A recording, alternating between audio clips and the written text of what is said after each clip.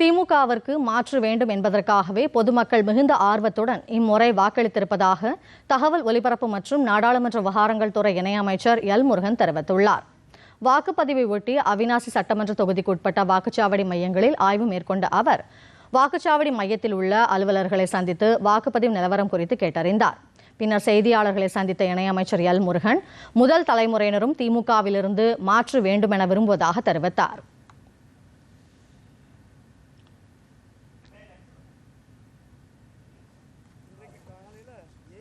இருந்து தமிழ்நாடு முழுவதுமே ஒரு மிக சுறுசுறுப்பான மக்களுடைய அப்படி ஒரு ஆரவாரமான மக்களுடைய ஒரு ஆர்வத்தோடு வந்து வாக்களிச்சுட்டு இருக்காங்க.